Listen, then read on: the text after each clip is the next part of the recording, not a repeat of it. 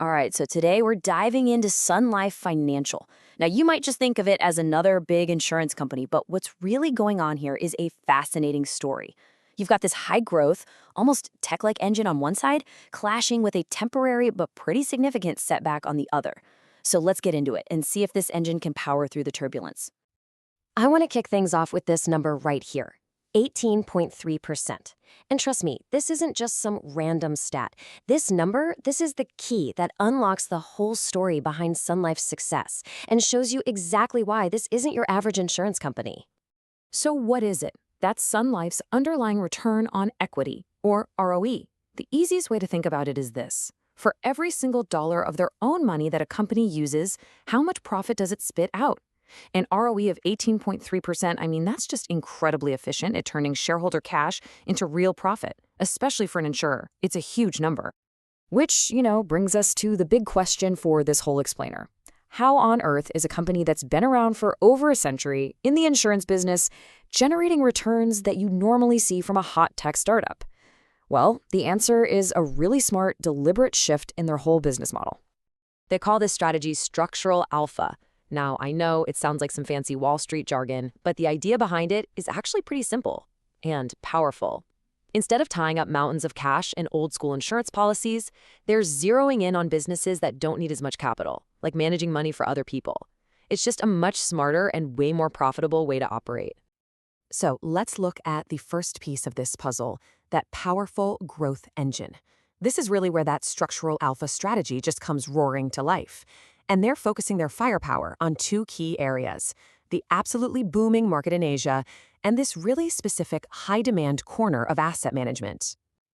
And get this, just look at the contrast on this slide. It's night and day. The company as a whole, growing earnings per share at a pretty decent 6%. But then you look at Asia. Income there shot up by a staggering 33%. That's not just growth, that's an explosion. And it's what's really fueling the company's incredible performance. And this isn't some one-time fluke either. They have built an absolute juggernaut in these key markets. For 14 straight years, they've been the #1 insurer in the Philippines. Sales are surging in Hong Kong. They're seeing huge growth in India. They're perfectly set up to serve a rising middle class that really needs insurance, which gives them this massive runway for growth for years to come. Now, the other part of that engine is their asset management business, and it's kind of got two personalities. On one side, you have MFS. It's their traditional, highly respected, and very profitable money manager. But the real excitement, the future, is with SLC Management. This group is focused on what they call alternative assets. We're talking private credit, infrastructure, the kinds of things big institutions are clamoring for right now that you can't just buy on the stock market. Sun Life is right there to give it to them. Okay, so a high-speed growth engine is fantastic, right? But it needs a solid, stable foundation. And for Sun Life, that anchor, that fortress, is its home base right here in Canada. This isn't the flashy growth story, but it's the part of the business that keeps the whole ship steady, no matter the weather. And believe me, it is an incredibly strong anchor. They're #1 in group benefits for businesses, they're #1 in selling individual insurance, and they've built this absolutely brilliant system. It's like a financial funnel. They get employees' retirement savings from their company plans, and then when those people leave their jobs, they make it super easy to just roll that money over into their own retail products. It's a sticky, profitable, dominant business that just churns out steady cash flow. This strength, it goes way beyond just market share. It is built into the financial DNA of the company. It's not just a safety net, it really is a fortress. And this next number I'm going to show you proves just how strong those walls are. Which brings me to our next key number, 154%. And this number is all about safety, strength, and stability. This is Sun Life's capital ratio. It's a measure of financial strength that regulators watch like a hawk. Think of it as a financial cushion. The absolute minimum cushion they're required to have is 90%. Sun Life is sitting on 154%. That massive buffer means they can handle almost any economic shock you throw at them, and they still have plenty of firepower for things like dividends, buying back stock, or making smart acquisitions. They're not just playing defense, they're playing offense from a position of incredible strength. So, we've got a growth engine and a fortress. Sounds pretty perfect, right?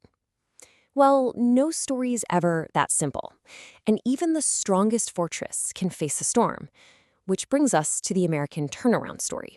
Because this is where the company has hit a really significant snag. So what on earth happened? Well, it all comes down to their U.S. dental business, which is called DentaQuest. After the pandemic, states started rechecking who was eligible for Medicaid, and a lot of healthier people were taken off the rolls. So what was the result? The pool of people still insured by Sun Life was, on average, sicker and needed a lot more dental work. This sent their costs through the roof, and bam, income from their U.S. business dropped by a shocking 34%. Now, the good news is they have a fix. They're repricing all their contracts, but it's going to take a while, about 12 to 18 months, to fully work its way through the system. Okay, so let's put all the pieces on the table. We've seen the powerful growth drivers, we've seen that stabilizing fortress, and now we've seen this temporary but very real challenge in the US. It's time to weigh the risks against the rewards and see what this all means for Sun Life going forward. So here's the bottom line. The growth engine in Asia and alternatives, it's absolutely firing on all cylinders, no question.